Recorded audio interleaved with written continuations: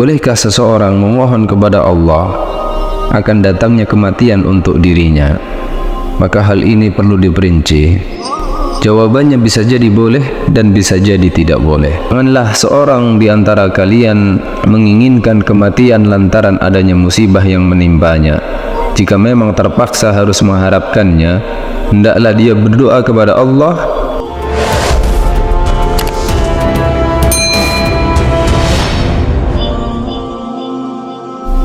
Assalamualaikum warahmatullahi wabarakatuh.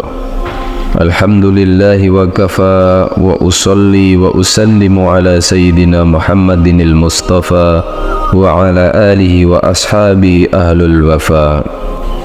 Wa qala Allah ta'ala fil Qur'anil Karim, wa tilkal ayyamu nudawiluha bainan nas وَلِيَعْلَمَ اللَّهُ الَّذِينَ آمَنُوا وَيَتَّخِذَ مِنْكُمْ شُهَدَاءَ وَاللَّهُ لَا يُحِبُّ الظَّالِمِينَ.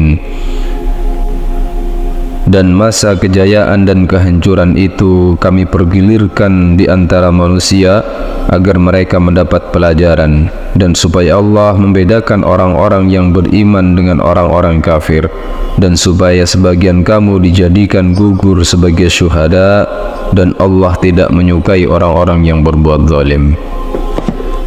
Penggalan ayat suci Al-Quran tersebut seakan menegaskan bahwa kehidupan manusia ibarat roda yang berputar. Kegembiraan dan kesedihan datang silih berganti menghiasi hari-hari yang kita lalui.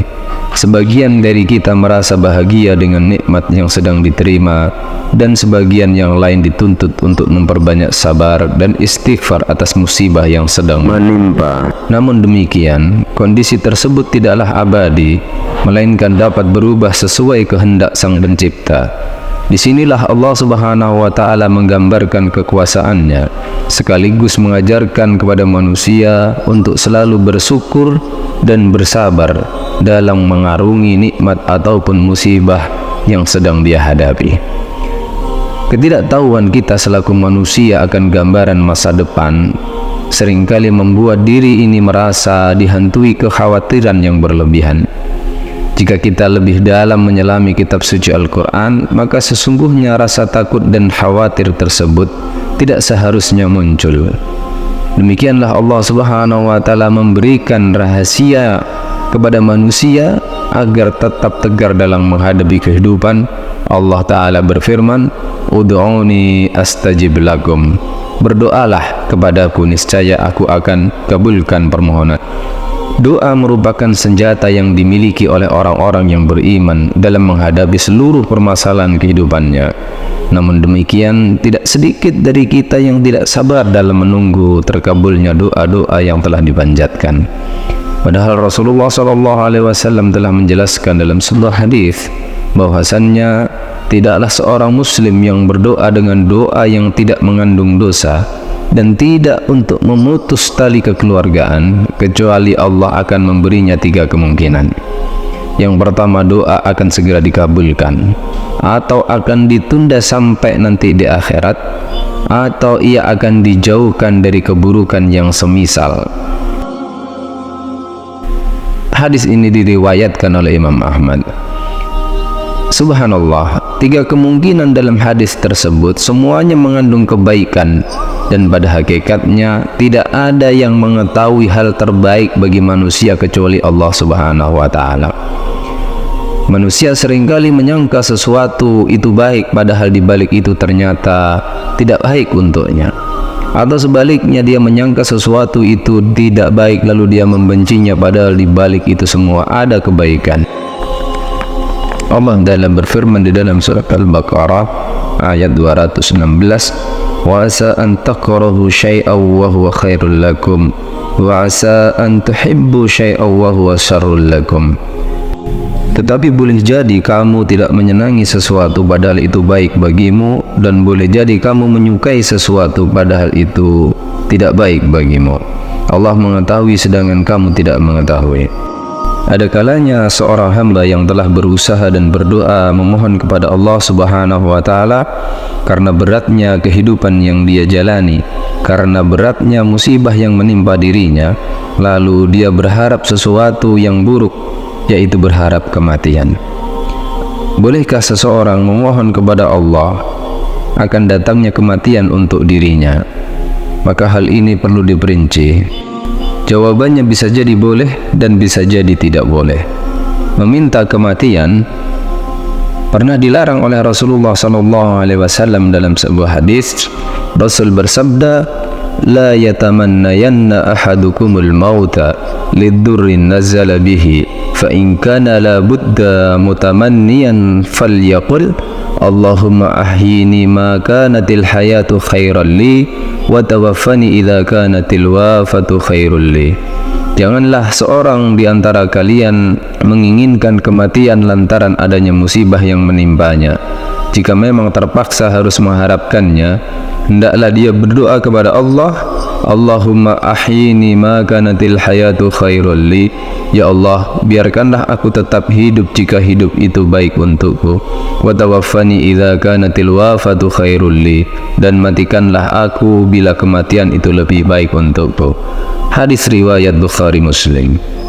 Dalam hadis ini Rasulullah menjelaskan bahwa seorang muslim tidak boleh menginginkan kematian karena musibah yang menderanya, apakah itu penyakit, ujian dalam hidup ini, bencana, musibah, kemiskinan, dan masalah-masalah rumit lainnya. Kewajibannya adalah mengekang diri dari tindakan keluh kesah dan senantiasa bersabar terhadap keputusan Allah untuk dirinya, berupaya untuk ridha dengan takdir-takdirnya. Sedangkan jika dia menginginkan kematian yang dimaksud adalah kematian di jalan Allah, mati syahid, maka hal tersebut dibolehkan berdasarkan riwayat sahih yang menyinggungnya dari Umar bin Khattab dan Abdullah bin Rawahah dan sahabat yang lainnya. Kita dilarang mengharapkan kematian karena umur bagi orang mukmin adalah peluang untuk menambah kebaikan atau kesempatan yang diberikan Allah untuk bertaubat. Dalam hadis yang diriwayatkan oleh Imam Bukhari dan Imam Muslim, Rasul SAW juga bersabda, "La yatamannayanna ahadukumul mauta lidurrin nazala bihi, imma muhsinan fayazdadu wa imma musian fala'allahu yasta'tibu, walakin liyaqul Allahumma ahyini ma kanatil hayatu khairan li." Janganlah salah seorang dari kalian mengharapkan kematian dikarenakan musibah yang menimpanya, sebab ia bisa saja menjadi orang yang lebih baik dengan panjangnya umur, atau menjadi orang yang buruk sehingga masih bisa bertobat. Tetapi hendaklah dia mengucapkan, Allahumma ahyini ma kanatil hayatu khairan li. Ya Allah, biarkanlah aku hidup selama hidup itu baik untukku. Dalam lafaz yang lain Rasul juga bersabda, la yatamanna ahadukumul mauta wa la yad'u bihi min qabli ay ya'tiyahu, innahu idza mata ahadukumul inqata'a amaluhu wa innahu la yazidul mu'mina umruhu illa khair. Janganlah kalian mengharapkan kematian, juga jangan berdoa untuk itu sebelum ia datang. Sesungguhnya bila ia meninggal, niscaya telah terputus amalannya dan usia tidak akan menambah bagi seorang muslim kecuali kebaikan. Ada sebuah kisah di zaman Nabi SAW sebagaimana diceritakan oleh sahabat Qais bin Abdul Hasim. Kata Qais, kami menemui Habbab bin Al-Ard radhiyallahu ta'alaan yang sedang sakit parah. Ia pun telah berobat dengan berbagai cara termasuk dengan kai, yaitu menusukkan besi panas di titik tertentu dalam tubuhnya. Dalam keadaan sakit yang sangat parah itu, Habbab berkata bahwasannya kawan-kawan kami dahulu telah pergi, dunia tidak mengurangi derajat mereka. Melihat kondisi yang demikian, maka Qais berkata, seandainya Nabi SAW tidak melarang kami untuk memanjatkan doa kematian, niscaya aku akan memanjatkannya. Itu dilakukan oleh Qais karena kasihan melihat kondisi Habbab yang sakit parah. Namun beberapa saat berlalu, ternyata Qais bertemu lagi dengan Habbab dalam keadaan dia sehat walafiat dan Habbab sedang bekerja membetulkan pagarnya. Itulah kenapa kita dilarang untuk memanjatkan kematian dikarenakan adanya musibah yang menimpa, walaupun itu sakit yang parah. Yang kedua, jamaah sekalian yang dirahmati Allah, ada kondisi di mana seseorang diperbolehkan untuk memohon kepada Allah akan kematian, yaitu dengan alasan adanya fitnah yang mengancam agama. Jika kondisi kehidupannya menyebabkan ia tidak bisa terhindar dari kemaksiatan dan rusaknya agamanya. Hal ini sebagaimana yang terjadi pada diri Maryam bintu Imran, di mana ia meminta kepada Allah dengan berdoa, ya laitani mittu qabla hadza wa kuntu nasiya. Aduhai, alangkah baiknya jika aku mati sebelum ini dan aku menjadi sesuatu yang tidak berarti dan dilupakan. Demikian pula doa Nabi Yusuf alaihissalam, wa tawaffani musliman wa alhiqni bis salihin. Wafatkanlah aku dalam keadaan Islam dan gabungkanlah aku dengan orang-orang soleh. Demikian pula doa yang dipanjatkan tukang sihir yang dihukum oleh Fir'aun hendak dipenggal tangan dan kakinya dikarenakan mengikuti Nabi Musa alaihissalam. Lalu dia berdoa, Rabbana afrigh alaina sabran wa tawaffana musliman. Ya Rabb kami, limpahkanlah kesabaran kepada kami dan wafatkanlah kami dalam keadaan menjadi seorang muslim, yaitu orang yang berserah diri kepadamu. Surat Al-A'raf ayat 126. Itulah perincian kapan seseorang dilarang untuk berdoa memohon kematian dan kapan seseorang diperbolehkan.